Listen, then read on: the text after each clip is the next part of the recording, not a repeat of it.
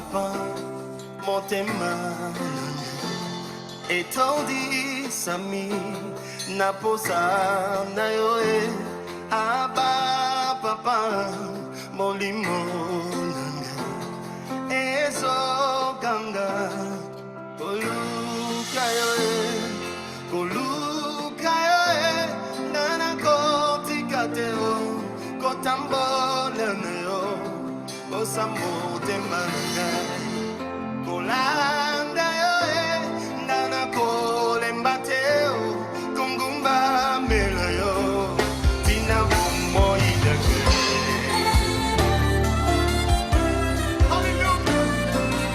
Bien-aimés, nous voulons bénir le Seigneur qui a permis que nous puissions être là pour continuer ce que nous avons commencé le mardi passé, parce qu'on était en train de parler de l'évangile tel que le Seigneur l'a prescrit. Nous avons vu l'exemple de l'apôtre Pierre qui a prêché cet évangile. Et les gens avaient le cœur vivement touché. Comme disent d'autres versions, transpercé par ce qu'ils venaient d'écouter de l'évangile sorti de la bouche de l'apôtre Pierre. Je vous ai dit, bien-aimés, le mardi passé que Pierre n'a pas amené ces gens pour leur faire réciter des prières. Mais il a poussé les gens à comprendre que dans l'évangile, il y a la repentance. C'est l'unique voie. C'est la porte qui nous amène à entrer dans la vie de Dieu. Quand les gens ont le cœur touché, bien-aimés, nous pouvons être contents pour leur dire non, ça va, comme votre cœur est touché, venez à l'église. Non. On leur prêche la vérité de l'évangile pour les mettre face à leurs responsabilités, qu'ils comprennent qu'on ne peut pas servir Dieu sans passer par la repentance, sans décider de changer de vie. Ce n'est pas possible, bien-aimés. C'est ainsi que l'apôtre Pierre, voyant ces personnes dans le livre de Actes des Apôtres 2 que nous avons lu le mardi passé, il leur a dit, répentez-vous. Confessez vos péchés pour recevoir le pardon. Mais aujourd'hui, ce n'est pas ce qui est prêché. C'est ainsi qu'on s'est posé la question. Lesquels qui composent des églises que nous dirigeons? Et ce sont des personnes repenties? Ou ce que la Bible appelle dans l'Ancien Testament des ramassis? Vous savez que quand quelqu'un n'est pas repenti, il peut être une bombe à retardement dans l'église. Rappelez-vous des ramassis au temps de Moïse. Ceux qui se sont infiltrés au milieu du peuple de Dieu, qui n'ont rien compris du message du Seigneur, mais c'est eux qui ont amené des troubles. Et aujourd'hui, nous avons des églises comme ça, auxquelles des gens qui viennent ne comprennent même pas pourquoi ils suivent le Seigneur Jésus, parce qu'ils n'ont pas rencontré l'évangile, ils ne sont pas passés par la repentance véritable, qui est le changement de vie. Et ce changement ne peut se faire que par la décision que nous prenons dans notre cœur en comprenant l'évangile. Et nous enseignons plus aux gens ces choses. On ne montre plus aux gens le chemin de l'évangile véritable. Nous voulons comme flatter des gens par des messages qui ne sont pas soutenus. Leur montrer la prospérité, le voyage. Quand tu viens à Dieu, tu vas voyager, tu vas voir ce que Dieu va faire dans ta vie. Mais sa vie à lui, sa vie.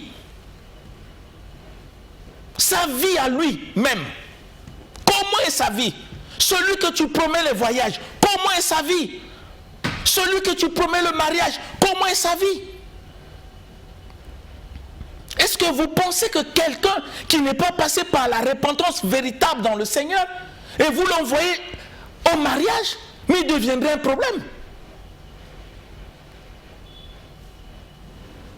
La repentance nous permet d'abandonner notre vie charnelle pour vivre la vie que Dieu nous communique par sa parole. C'est là où vous comprenez pourquoi le Seigneur Jésus dit dans le livre de Galates chapitre 5, à ceux qui se sont repentis, marchez par l'esprit et vous n'accomplirez point les désirs de la chair. Mais parce que, bien-aimés, avant de connaître Dieu, on était en train d'accomplir les désirs de la chair. On était conduit par notre propre nature. Mais nous ne pouvons pas servir Dieu avec cette nature. Parce que Dieu dit, mes pensées ne sont pas vos pensées. Mes voix ne sont pas vos voix. Comment je peux venir dans le Seigneur et le servir avec ma nature humaine? Le servir avec ma chair. Comment? C'est là où vous comprenez la raison d'être de la repentance dans l'évangile. La décision que nous devons prendre de changer notre manière de vivre, notre manière de faire pour se marier avec la manière dont Dieu veut, qui est conforme à ses pensées et à sa volonté. À faire soumettre notre chair à la volonté du Seigneur. Sinon, ça nous sera difficile de marcher, de servir Dieu. Au moins que nous n'avons pas le souci d'aller au ciel, de rester sur la terre. Au moins qu'on puisse faire semblant de servir le Seigneur. Vous comprenez pourquoi l'évangile insiste sur la repentance? Parce que tu ne peux pas aller servir le Seigneur tant que tu n'as pas pris un engagement, tant que tu n'as pas décidé dans ton cœur à accepter d'être ce que Dieu attend de toi. Accepter à marcher selon cette nouveauté de vie que Dieu nous communique par sa parole à travers ses serviteurs. Et il faut que mon cœur soit disposé, disponible à mettre en pratique ce que le Seigneur m'enseigne. C'est ce que Jésus a dit. Ne vous bornez pas à écouter, mais mettez en pratique. Mais pour se mettre en pratique la parole, il faut que je passe par la réponse, il faut que je décide. Il faut que j'accepte de changer la vie afin de vivre tel que Dieu le veut. C'est une question de décision, c'est une question de responsabilité. Le chrétien n'est pas celui qui rêve. Non. Le chrétien, c'est une personne consciente. Il sait pourquoi il est chrétien. Il sait pourquoi il s'est engagé. Il sait pourquoi il se répand. Pourquoi il accepte de vivre comme Dieu le veut. Il n'y a pas de tâtonnement. Il n'y a pas d'hasard dans la vie chrétienne. C'est ce que nous avons lu dans le livre de Luc. Le Seigneur nous montre l'importance de la repentance. De même, Jésus leur dit, il y aura plus de joie dans le ciel quand un pécheur se répand. Et je vous ai dit le mardi passé que la joie dans le ciel, ce n'est pas parce que j'ai des vestes, ce n'est pas parce que j'ai une voiture, ce n'est pas parce que j'ai eu l'argent et que j'ai construit une belle maison. Ça ne crée pas la joie dans le ciel. Parce que la voiture, je ne suis pas le premier à en avoir. Il y a des gens qui ont eu ça avant moi et des belles voitures. Ce n'est pas ça, bien-aimé. Construire une belle maison, ce n'est pas mauvais. Mais ce n'est pas ça qui fait de moi chrétien. Parce qu'il y a des gens qui ont construit des belles maisons avant moi. Avant toi. Ce qui est malheureux aujourd'hui dans nos églises, vous sentez que les chrétiens se réjouissent sur le matériel. Se réjouissent parce que Dieu a permis qu'ils puissent avoir une voiture, parce que Dieu a permis qu'ils puissent avoir une maison, parce que Dieu a permis que les affaires marchent. Voilà ce qui crée l'objet de réjouissance. Mais le Seigneur nous dit que dans le ciel, la joie se manifeste quand un pécheur se répand. Nous ne pouvons pas comprendre que les richesses que nous pouvons avoir, les biens matériels qu'on peut avoir, ne fait pas de nous des hommes ou des femmes repentis. Parce que Jésus lui-même, notre Seigneur lui-même, il dit, que servira-t-il à un homme de gagner le monde entier, de gagner la richesse, de gagner les voyages, de gagner la promotion, de gagner les voitures, d'avoir des maisons, si dans le dernier jour, il perd son âme? Ça servira à quoi? Est-ce que Dieu refuse que tu sois riche? Non. Est-ce que Dieu refuse que tu aies des voitures? Non. Est-ce que Dieu refuse que tu aies des maisons? Non. Mais Dieu se préoccupe de ton âme. L'âme a besoin de la repentance. Tu peux posséder toutes ces choses. Ça ne crée pas la joie au ciel. Mais se repentir, renoncer à la vie charnelle, ça crée la joie au ciel. Parce que renoncer, bien-aimé, c'est une question de décision. C'est une question de conscience. Une question de responsabilité.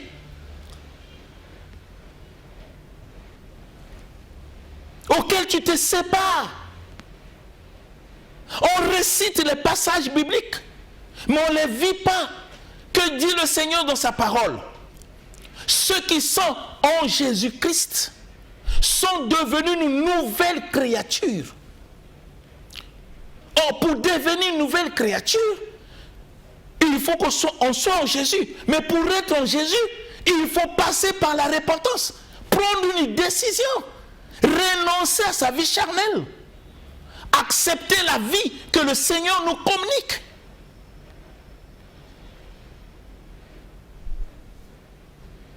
L'exemple biblique qui a donné aux disciples de Jésus le nom de chrétien. Qui leur a donné ce nom? C'est parce que quelque part dans une ville, d'Antioche, ils étaient là. Les gens ont examiné leur comportement, leur manière de vivre, leur manière de parler, leur manière de faire. Ils ont vu en eux la vie du crucifié. Ils ont vu en eux la vie de Jésus.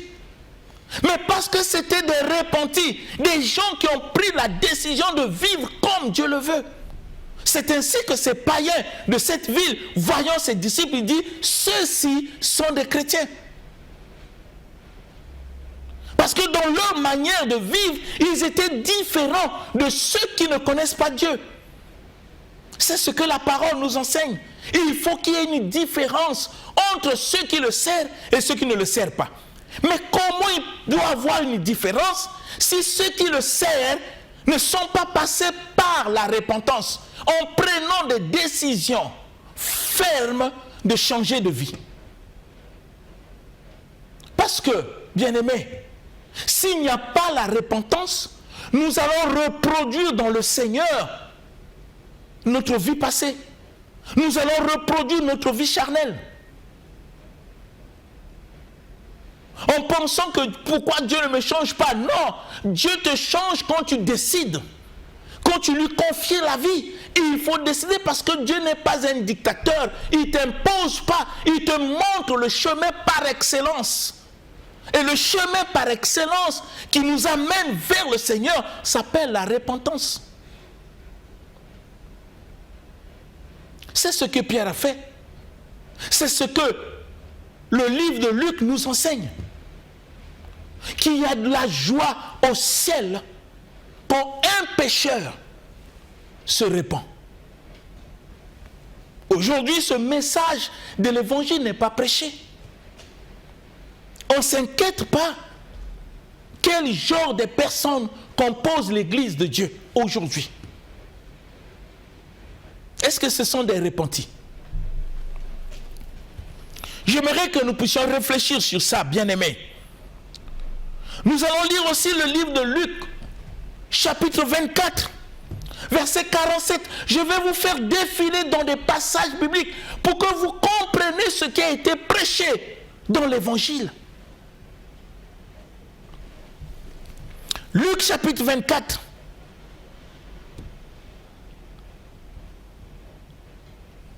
Nous allons lire le verset 47. Luc chapitre 24 au verset 47, dans la version Louis II, nous lisons notre Seigneur Jésus-Christ. Et que la repentance et le pardon des péchés seraient prêchés en son nom à toutes les nations, à commencer par Jérusalem. Amen. Amen. C'est ce qui est écrit, bien-aimés. J'aimerais vous lire un peu en avant sur le verset 46. Il dit, et il leur dit, c'est le Seigneur qui parle.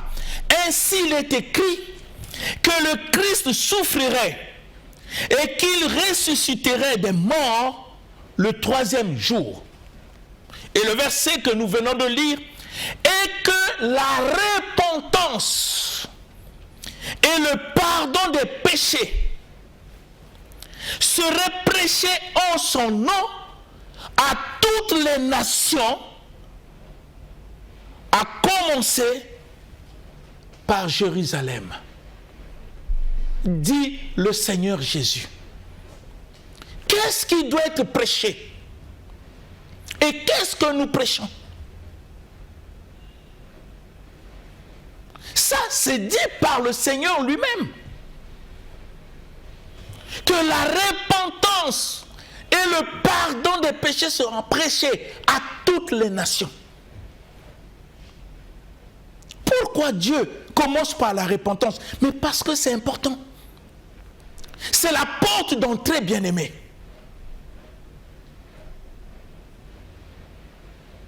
Il faut mettre chaque personne devant un fait accompli, devant ses responsabilités. Laissez les gens décider au fond de leur cœur pour qu'ils puissent se disposer pour le Seigneur en passant par la repentance. La repentance, nous l'avons définie, c'est une décision, c'est un regret, c'est un changement de vie que nous prenons avec engagement dans notre cœur pour être ce que Dieu attend de nous en fonction de ce que nous venons d'écouter de l'Évangile. Bien-aimés, aujourd'hui on peut pleurer, dénoncer des griefs qui sont dans l'Église, dire que l'Église ne marche pas, oui, mais qu'est-ce que nous enseignons? Quel message nous donnons aux gens pour que les choses marchent? Si le message que nous donnons aux gens et que le message est concentré sur la prospérité, le message est concentré sur le mariage, le message est concentré sur les promotions, le message est concentré sur la richesse, quel genre d'âme, quel genre de fidèles voulons-nous avoir dans l'Église si on ne leur montre pas le chemin de la repentance? Si on ne leur montre pas le changement de vie que Dieu attend de chacun de nous, la responsabilité qui incombe sur leur cœur de décider à changer, à être ce que Dieu attend de nous par sa parole, si on ne leur enseigne pas, quel genre d'église voulons-nous avoir, bien-aimés? Quel genre de fidèles voulons-nous avoir? Si nous qui sommes appelés à enseigner la parole, on ne leur montre pas les voies qu'il faut et qu'on les flatte par des messages terrestres qui n'ont rien à voir avec l'évangile, la vie, quelqu'un peut être prospère. Comme je l'ai dit, quelqu'un peut avoir le mariage, peut avoir des voitures et dire aux gens qu'il est béni. Je vous ai dit que la bénédiction n'est pas matérielle. Avoir une voiture, ce n'est pas une bénédiction. Construire une maison, ce n'est pas une bénédiction. Avoir beaucoup d'argent, ce n'est pas une bénédiction.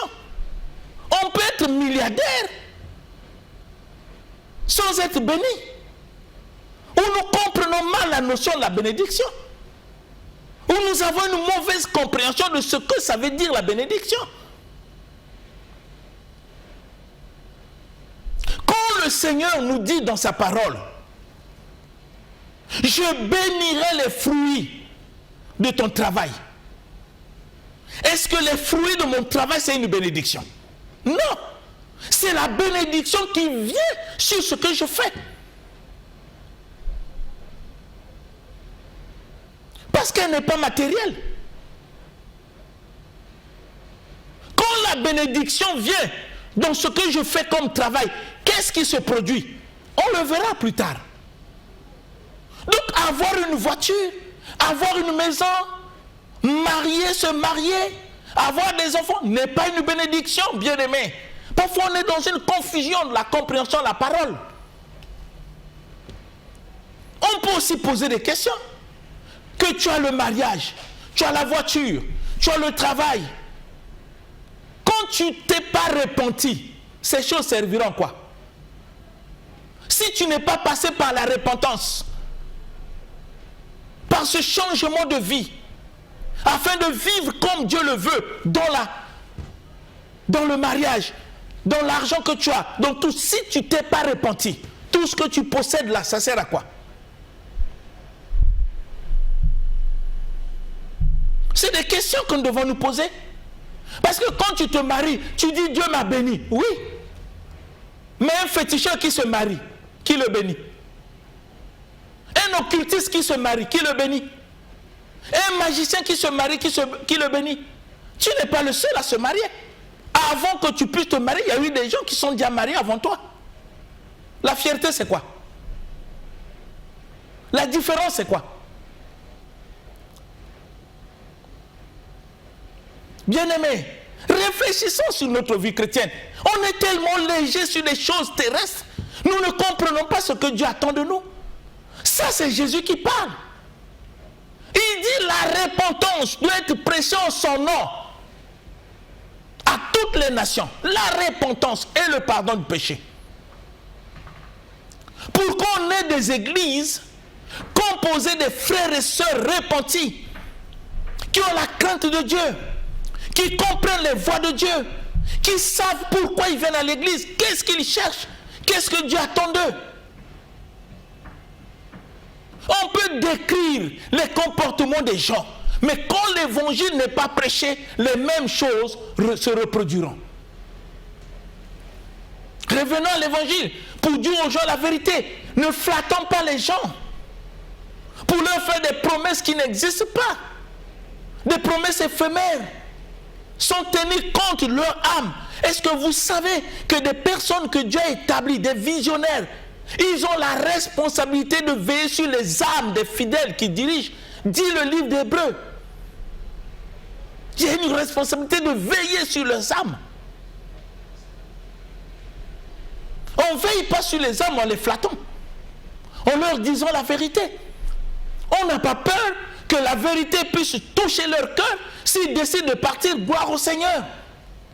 Mais au moins, on leur a dit la vérité pour que le dernier jour, Dieu puisse leur rappeler cette vérité.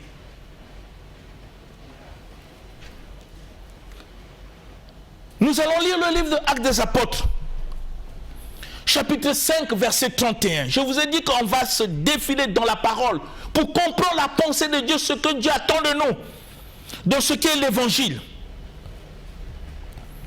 Nous parlerons de toutes ces choses, si Dieu nous donne le temps. Actes des Apôtres, chapitre 5. Nous lisons le verset 31. Qu'est-ce qui est dit? Actes des Apôtres, chapitre 5, au verset 31, nous lisons le nom du Seigneur Jésus-Christ. Amen. Dieu l'a élevé par sa droite comme prince et sauveur pour donner à Israël la repentance et le pardon des péchés. Amen. Amen. Pourquoi Dieu a élevé Jésus? En le crucifiant sur la croix, bien-aimé. Si vous lisez le verset 30, on dit Dieu, le Dieu de nos pères, a ressuscité Jésus, que vous avez tué en le pendant au bois. Dieu l'a élevé. Écoutez la raison qui a amené Dieu à élever le Seigneur par sa droite comme prince et sauveur pour donner à Israël la repentance. Il ne donne pas à Israël les voitures. Il ne donne pas à Israël le mariage. Mais il donne à Israël la repentance. Le Seigneur a élevé Jésus pour donner à Israël la repentance et le pardon des péchés. Chose qui n'est plus prêchée. Mais on ne peut pas être étonné d'avoir aujourd'hui dans nos églises ces genres de fidèles que nous avons. Des fidèles qui n'ont aucune notion parfois de Dieu, par notre faute, parce qu'on leur enseigne pas la vérité de l'évangile, pour que leur vie soit transformée, qu'ils prennent des décisions de changer la manière de vivre afin de vivre comme Dieu le veut. Mais on veut leur faire croire des choses sans tenir compte de leur vie. Et pourtant l'évangile nous enseigne autre chose. Que si Christ a été élevé, c'est afin de donner à Israël la repentance. La repentance, c'est une grâce. Quand Dieu te dit réponds-toi, c'est une grâce. Une grâce auquel Dieu veut t'amener à une nouvelle vie. Auquel Dieu veut t'arracher au monde. Auquel Dieu veut que tu puisses vivre autrement. Pour que la chair ne domine pas sur toi. La décision n'appartient pas à Dieu. La décision t'appartient après que tu aies écouté l'évangile. C'est à toi de décider d'offrir ta vie comme un sacrifice vivant sur l'autel de Dieu. C'est une question de décision, une question de vie, bien-aimée. Si nous n'avons pas compris l'évangile, nous allons ramasser des choses que nous lisons dans des livres et nous le jetons à l'église sans tenir compte. L'apôtre Paul disait, je souffre de douleur de l'enfantement parce que je veux vous présenter devant Dieu comme une vierge. Il souffre dans les enseignements pour enfanter des gens dont la vie n'est plus les mêmes quand ils vivaient dans le monde.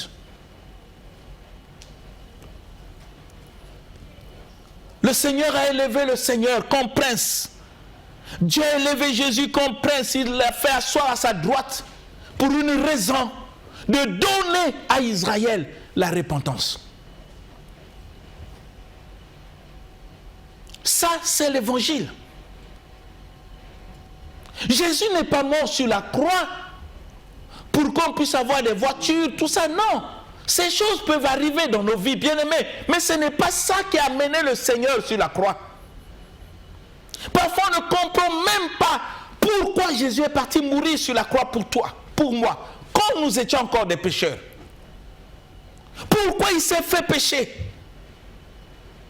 Quand on ne comprend pas ce message, on veut vivre comme les païens, on veut imiter les païens, et parfois le monde devient notre modèle. Parce que tout ce que nous voyons dans le monde, nous voulons l'imiter. Non, bien-aimés, l'évangile ne nous enseigne pas ça.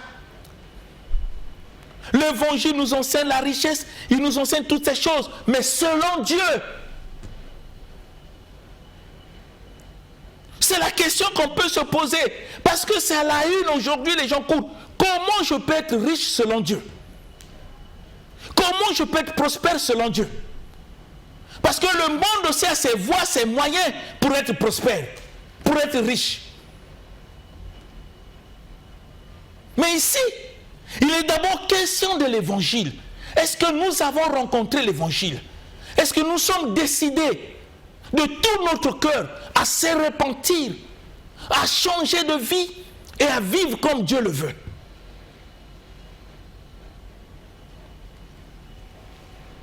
Comme la parole nous le révèle, que Christ a été élevé afin de donner la repentance. Dans Actes des Apôtres chapitre 11, verset 18, nous allons voir ce que Dieu dit. Actes des Apôtres chapitre 11, nous allons lire le verset 18. Je vous ai dit qu'on va défiler dans la parole pour comprendre le message de l'évangile. Il y en a tellement, on va prendre point par point pour que nous puissions nous poser la question, est-ce que c'est ce que nous sommes en train de faire aujourd'hui dans l'église de Dieu? Actes des Apôtres chapitre 11, verset 18. Que dit la parole? Actes des Apôtres chapitre 11 au verset 18. Nous lisons notre Seigneur Jésus-Christ. Amen. Après avoir entendu cela, ils se calmèrent et ils glorifièrent Dieu en disant, Dieu a donc accordé la repentance aussi aux païens afin qu'ils aient la vie. Amen. C'est extraordinaire. C'est extraordinaire. Nous savons l'histoire. Quand Pierre était parti, même chez Corneille, il expliquait des choses. Toujours l'apôtre. Mais la parole est tellement merveilleuse. Qu'est-ce que la Bible dit? Après avoir entendu cela, tout ce que Pierre disait, ils se calmèrent et ils glorifiaient Dieu en disant, écoutez bien, Dieu a donc accordé la repentance aussi aux païens afin qu'il ait la vie. La vie vient en nous par la repentance. Et la repentance se produit dans notre cœur après qu'on ait écouté l'évangile. Parce que le Seigneur dit, comment croiront-ils si personne ne parle? Mais une fois que j'ai écouté l'évangile, une fois que j'ai écouté ce que Dieu attend de moi, qu'est-ce que j'ai fait de la parole que j'ai écoutée? Quelle décision j'ai pu prendre en écoutant l'évangile? Si ce n'est de se repentir, bien-aimés. C'est ainsi que la parole nous enseigne. Après qu'ils aient entendu, ils ont glorifié Dieu et ils ont dit, donc Dieu a accordé la repentance aussi aux païens afin qu'il ait la vie. Sans repentance, il n'y a pas de vie. Il a accordé la repentance à Israël, il a accordé la repentance aux païens. Le temps où chacun doit décider, c'est un temps favorable de se repentir. Parce que quand Dieu te parle, c'est un temps favorable, c'est une grâce. Parce que tout le monde n'a pas eu le temps d'écouter ce que tu es en train d'écouter pour que tu décides. C'est la grâce de Dieu, c'est l'interpellation du Seigneur, c'est l'appel de Dieu. Mais ça peut que s'accomplisse si tu décides de te repentir. Rappelez-vous de l'apôtre, de Jean le Baptiste plutôt. Rappelez-vous de Jean le Baptiste. Les pharisiens venaient gaillardement avec leur orgueil. Mais Jean-Baptiste leur a dit, si vous ne voulez pas se repentir et produire les fruits dignes, Dieu est capable de susciter ces pierres. La question est tellement importante que nous sautons pieds joints. C'est comme ça que nous avons dans nos églises des enfants rebelles, des enfants qui n'ont pas la crainte de Dieu, des enfants qui pensent que tout est permis, des enfants qui ne se soumettent même pas à leurs dirigeants. Mais qu'est-ce qu'ils connaissent de l'évangile? Quelle révélation ils ont de la parole de Dieu? Parce qu'il n'y a que ceux qui ont écouté l'évangile, qui ont eu le cœur touché, dont la crainte se produit dans leur cœur. Ils prennent des décisions radicales pour vivre selon Dieu. Mais aujourd'hui, quel genre d'enfants avons-nous dans nos églises? Des gens, quand tu parles même des choses pour Dieu, ils boudent. Vous pensez que quelqu'un qui s'est repenti, qui a pris l'engagement de servir le Seigneur, peut bouder pour les choses de Dieu? Peut bouder même pour venir à l'église? Mais il y a des gens qui ont servi Dieu avant nous. David disait, j'ai de la joie quand on me dit d'aller dans la maison du Seigneur pour servir Dieu. La repentance, bien-aimé, est capitale. Ça fait partie de l'évangile, de ce que Jésus a prescrit pour son église. Enseignez-leur à observer tout ce que je vous ai prescrit. Parmi les choses que Jésus a prescrit, il y a la repentance. C'est ce que la Bible nous enseigne. Nous lisons Acte 20, verset 21. Actes des Apôtres, chapitre 20, au verset 21. Nous lisons notre Seigneur Jésus-Christ. Amen. Annonçant aux Juifs et aux Grecs la repentance envers Dieu et la foi en notre Seigneur Jésus-Christ. Amen. C'est ce que les apôtres prêchaient. C'est ce qu'ils enseignaient. Le souci des apôtres n'était pas de voir des gens d'abord prospères, mais de voir des gens qui se répandent parce qu'ils ont accepté, qui décident de changer de vie. C'était leur souci. Le reste, c'est des promesses. Rappelez-vous de Salomon. Quand Salomon a fait une prière extraordinaire, il se préoccupait des choses de Dieu avec son cœur. Il dit, Seigneur, Dieu lui a posé la question, que veux-tu que je fasse? Il dit, Seigneur, donne-moi un cœur pour te servir, pour agir avec discernement, justice. Parce que j'ai vu comment tu as traité mon père David avec bienveillance. Et le Seigneur dit quoi? Cette prière plut à Dieu. Il dit, je vais te donner tout ce que tu demandes et je te donnerai en outre ce que tu n'as pas demandé. Les richesses et la gloire. Dieu peut nous donner toutes ces choses. Mais ça ne doit pas être notre préoccupation à courir derrière l'argent, à courir derrière le succès, à courir derrière les postes, à courir derrière le leadership. Non! Regardons nous-mêmes. Sommes-nous des vrais repentis? Est-ce que nous sommes passés par la repentance? Pour disposer notre cœur et notre vie à se soumettre à la volonté de Dieu. C'est ce que le Seigneur nous montre comment les apôtres ont enseigné. Comment ils ont enseigné? Ils annonçant aux Juifs et aux Grecs la repentance envers Dieu. Ça veut dire que l'engagement de changer de vie envers le Seigneur. Ils annonçaient ça. Ils avaient égard à personne. Comme disait l'apôtre Paul, si je plais aux hommes, je ne serai pas serviteur de Dieu.